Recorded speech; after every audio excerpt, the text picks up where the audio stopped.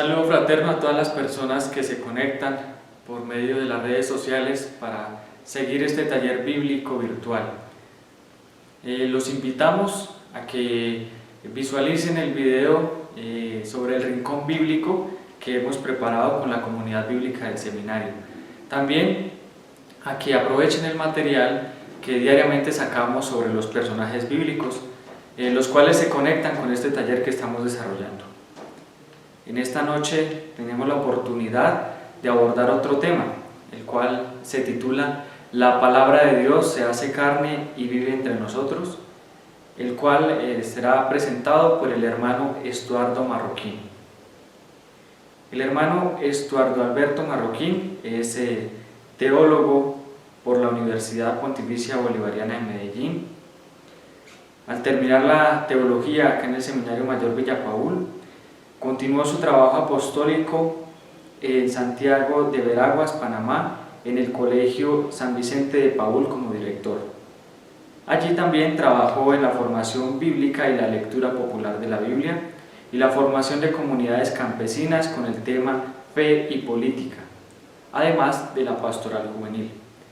En los últimos años se ha desempeñado como asesor de la familia vicentina en América Central, como asesor de la Pastoral Vocacional Provincial y asesor nacional de Juventudes Marianas en Guatemala. También es miembro del Consejo Latinoamericano de la Familia Vicentina.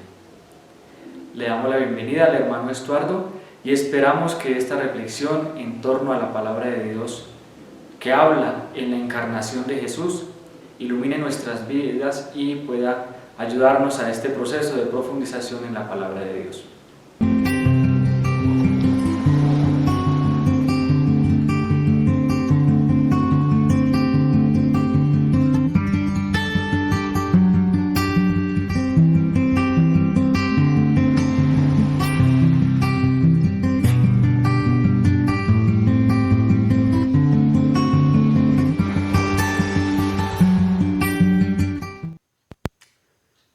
Saludos hermanas y hermanos, espero en Dios que estén muy bien.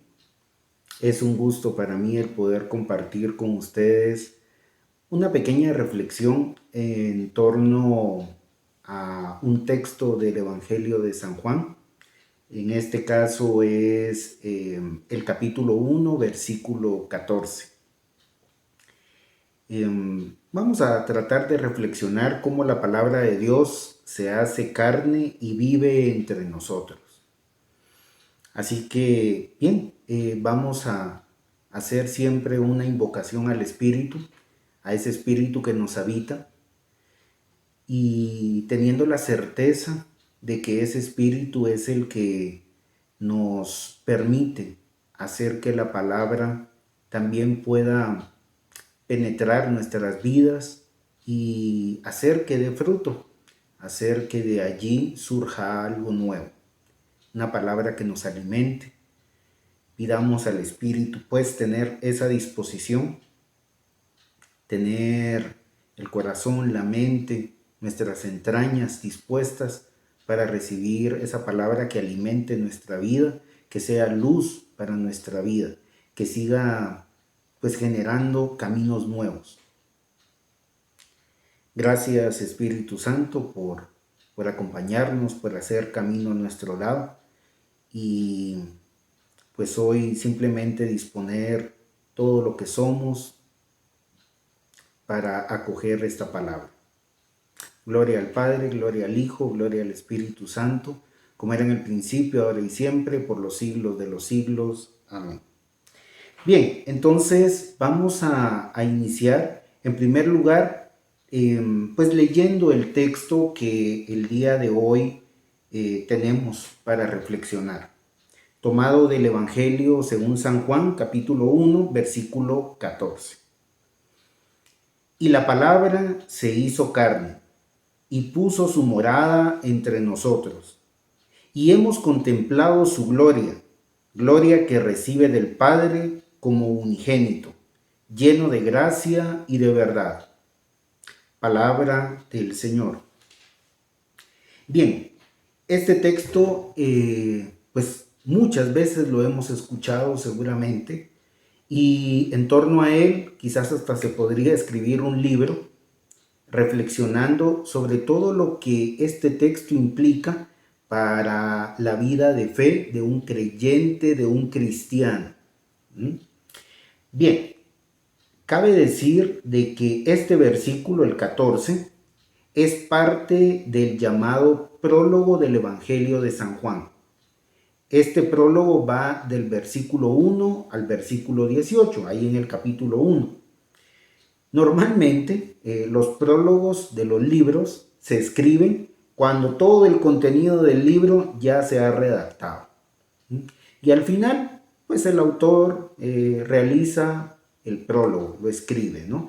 De alguna manera, pues es una forma como de presentar lo que a continuación viene, todo el contenido extenso del libro, podríamos decirlo de esa manera. Bien, debido al tiempo, que es muy corto, vamos a tratar de hacer énfasis en algunas palabras.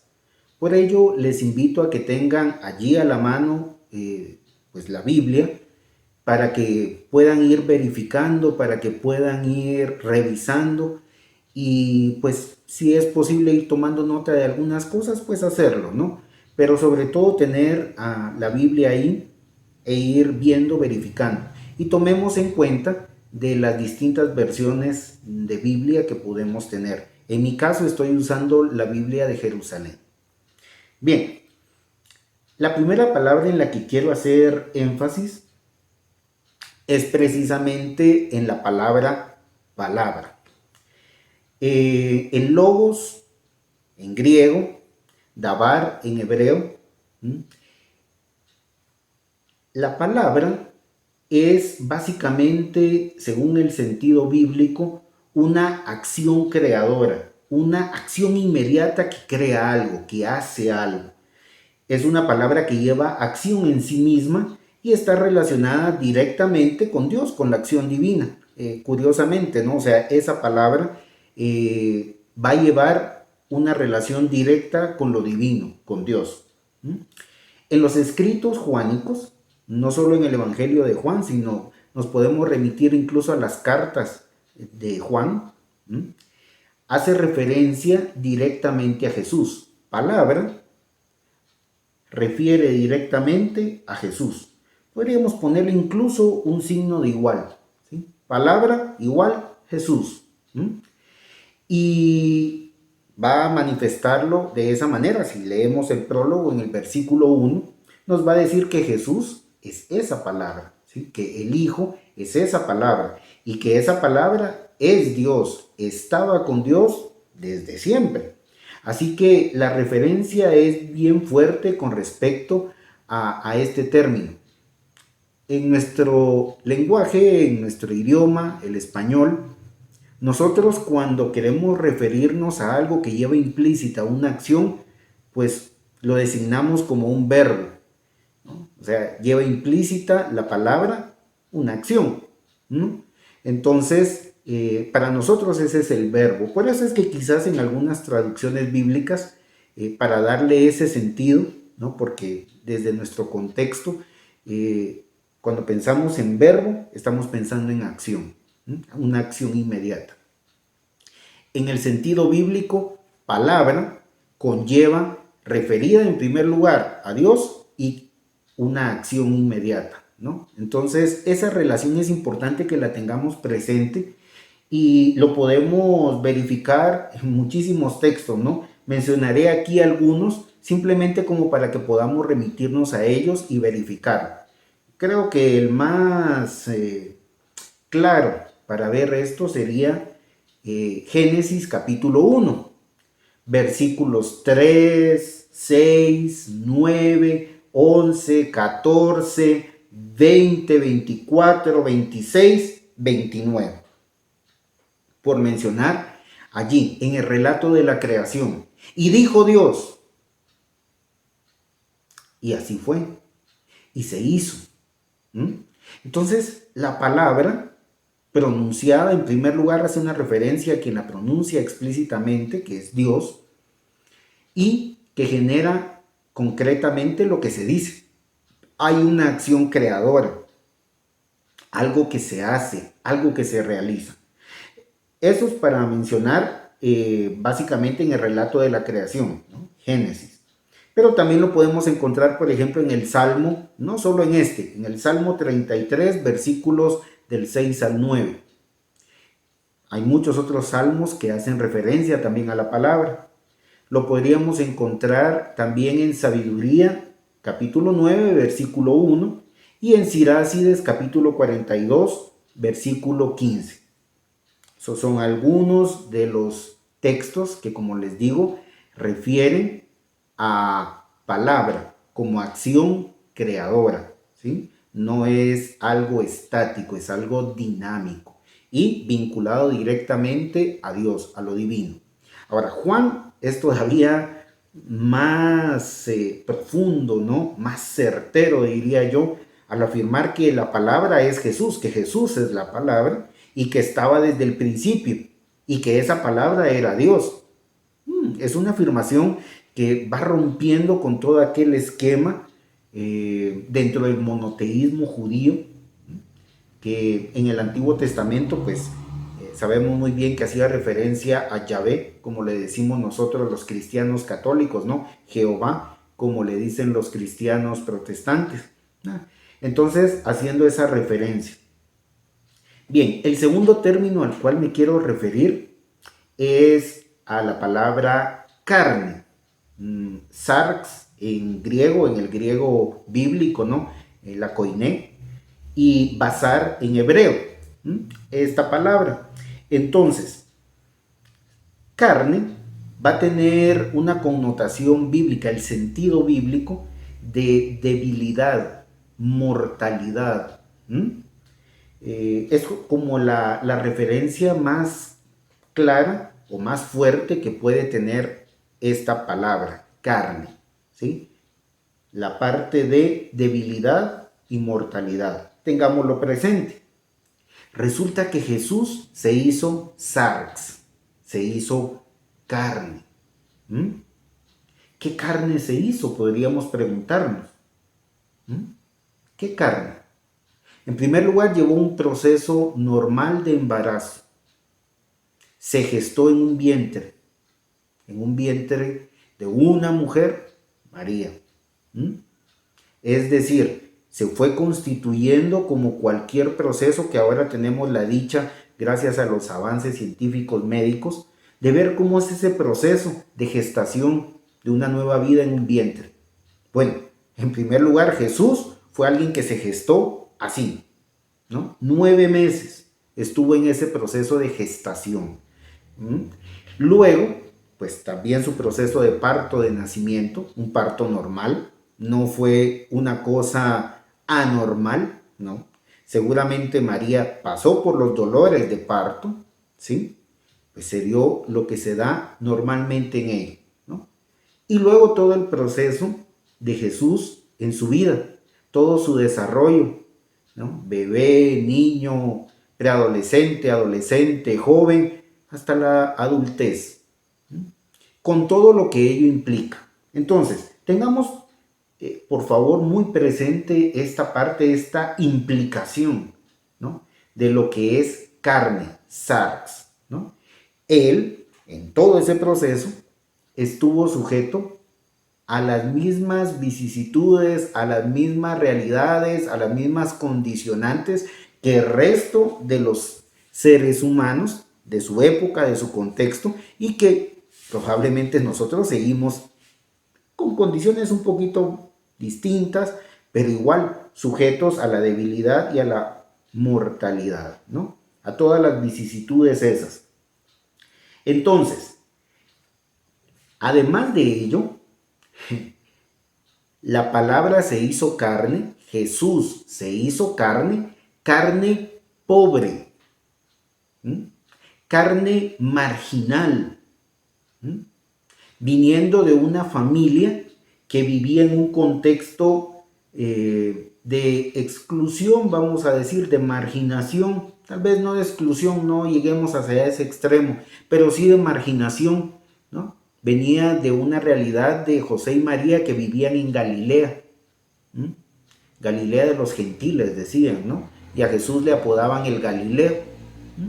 Entonces, ya eso conlleva todo un contexto de qué tipo de carne se hizo Jesús. Es bien importante que tomemos eso al momento de acercarnos a ese texto. Esto quiere decir también de que con toda esta implicación, Jesús se hizo ser humano, se hizo humano, ¿sí? Esto nos va a hacer referencia al texto del Génesis en la creación, capítulo 1, versículo 27, donde dice que Dios creó al ser humano, hombre y mujer los creó a su imagen y semejanza, ¿no? Y vio Dios que era muy bueno. Entonces, la dinámica que aquí entra, ¿no? Nos va a presentar también la parte de que ser humano, plenamente humano, no se relaciona directamente con pecado. Podríamos decir aquí que el pecado deshumaniza. El hecho de que experimentemos la debilidad y la mortalidad, la condición de ser humano, de ser sarx, carne, no implica directamente la condición de pecado.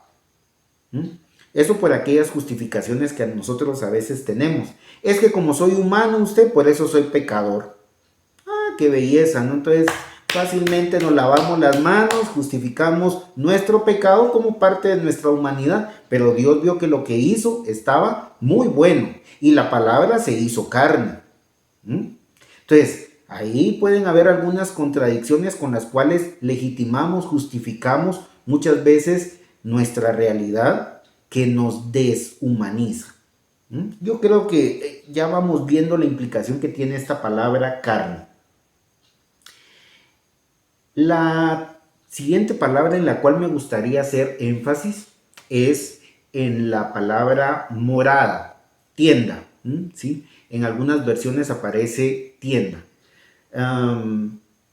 Vamos a decir que de alguna manera esta palabra, eskenose en griego, mishkan en hebreo, va a tener una referencia a aquella del Éxodo capítulo 26, versículo 1, ¿sí?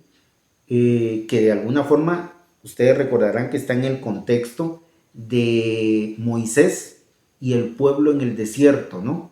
Y de cómo Jesús caminaba junto al pueblo, estaba allí, ¿no? No era un Dios lejano, que estaba por allá en lo más lejano del cielo, no. Era un Dios que estaba caminando con ellos, atravesando el desierto, ¿sí? Conquistando junto con su pueblo la libertad, saliendo de la esclavitud. Entonces, esto pues va a referirnos a la presencia de Dios, cómo la presencia de Dios baja, pone su morada entre nosotros, se hace sarx, se hace carne, se hace ser humano, ¿sí? Entonces, de alguna forma, pues siempre va a estar vinculado a la alianza, ¿no? Aquella alianza que en el Antiguo Testamento se nos refería como yo soy su Dios y ustedes son mi pueblo, ¿no? Esa alianza que se marcaba en el Antiguo Testamento y que pues hacía referencia directamente a lo establecido con Moisés, de Moisés en adelante, ¿no? Que luego pues de ello hablaban los profetas, etcétera. Bien, y aquí entonces nos hace también referencia a una nueva alianza, ¿sí? Jesús como el signo mayor de esa nueva alianza. Entonces, de nuevo, tener en cuenta también esta palabra, porque Dios está cerca, Dios está entre nosotros. Entonces, no solo con, sino entre nosotros, ¿sí? Es aquello del Emmanuel, Dios con en nosotros.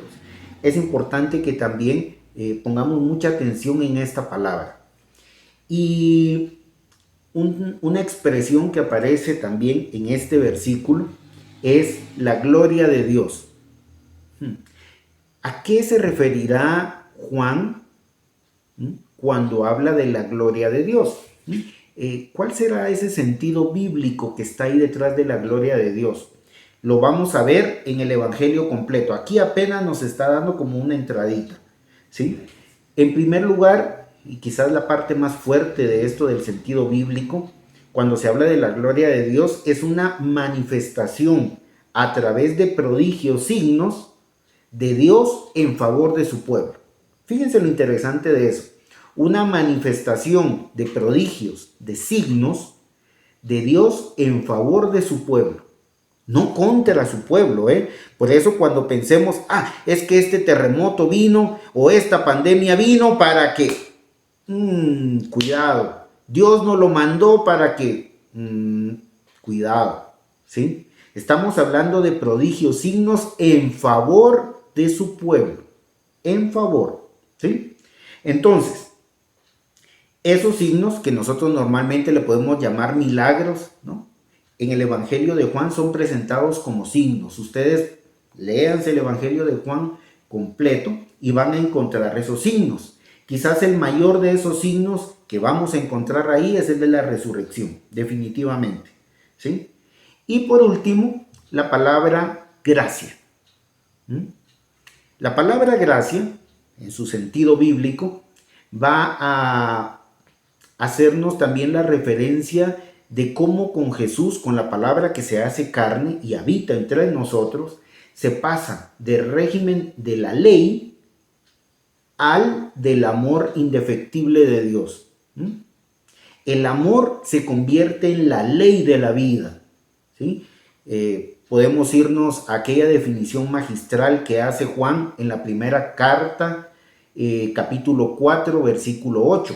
Dice, Dios es amor. Y aquella referencia que sobre todo durante la Semana Santa, ¿no? El Jueves Santo, para ser más específico, hablamos del mandamiento del amor. Juan capítulo 15, versículos del 12 al 17. Ese mandamiento, que se amen los unos a los otros, ¿no? Y nos muestra cómo, ¿sí? Con el lavatorio de los pies. Entonces, con estas referencias a las palabras que ya hemos presentado, me gustaría hacer la pregunta, como para que quede rondando en nosotros, quizás una serie de preguntas, ¿no? Por todas las implicaciones que hemos venido viendo, ¿sí? Y en las cuales obviamente podemos profundizar. ¿Qué nos dice hoy a nosotros esta palabra? ¿Qué implicaciones tiene para nuestra vida? Allí en tu barriada, en tu familia, en tu pueblo, en tu ciudad, con la gente con la que se convive a diario. ¿Qué implicaciones tiene esta palabra? ¿Qué sería como lo trascendente hoy para nosotros, ¿no? Yo diría algo, pensarlo desde esta referencia. Creo que uno de los retos es humanizar la vida. Algo bastante fuerte, ¿no? Pareciera algo como que ya se da por sobreentendido, que porque hay vida y existe la humanidad, se vive humanamente. ¿Quién sabe? Quizás una de las cosas que está aquí presente es el humanizar la vida, ¿sí? Y para ello me refiero al texto de Juan, capítulo 10, versículo 10, donde dice Jesús que Él vino para traer vida y vida en abundancia. Bien, entonces, pregunto, ¿qué se necesita para humanizar la vida allí en tu familia? En tu barriada, en tu pueblo, en tu ciudad, en tu país. ¿Qué tendrá que ver esto de humanizar la vida? Porque Dios ha puesto su morada entre nosotros y en medio de esas condiciones que nos pueden deshumanizar, ¿qué significará? ¿Qué nos dice esto de frente a la corrupción, de frente a las injusticias, de frente a los más pobres, a los que son marginados o excluidos, por la razón que sea, porque nos inventamos razones para hacerlo? ¿Qué tiene que ver esto de el amor, la gracia y la verdad que nos menciona este versículo con la justicia hoy? ¿Cuál es esa implicación? ¿A qué te está invitando hoy el Señor? Ojalá lo puedas dialogar con tu círculo de amigos, con tu familia, ¿sí? Con tu grupo pastoral. ¿Qué implicaciones tiene esto? Y quizás una pregunta todavía un poquito más profunda podría ser: ¿cuál sería aquel signo mayor de que Jesús, la palabra, sigue teniendo su morada, su tienda entre nosotros? ¿Cuál creen ustedes que sería ese signo? Bien, demos gracias a Dios por su palabra, porque su palabra se convierte en luz para nuestra vida, y por todo aquello que nos dignifica el escuchar este texto, que como les digo es maravilloso, ¿verdad? Es sencillamente maravilloso y uno podría seguir profundizando mucho. Pero entonces la invitación es a que continuemos y apliquemos esto. Recordemos aquello de María, ¿no? Lo importante que Jesús resaltaba de su mamá, de su madre María. Ella escuchaba la palabra y la ponía en práctica. Entonces, hermanas y hermanos, agradezco por este momento de haber compartido con ustedes, por la invitación que se me ha hecho, y desde Guatemala pues les envío un saludo, y que esta escuela bíblica Vía Paul siga haciendo camino en la historia, generando vida y vida en abundancia. Bendito sea Dios. Saludos.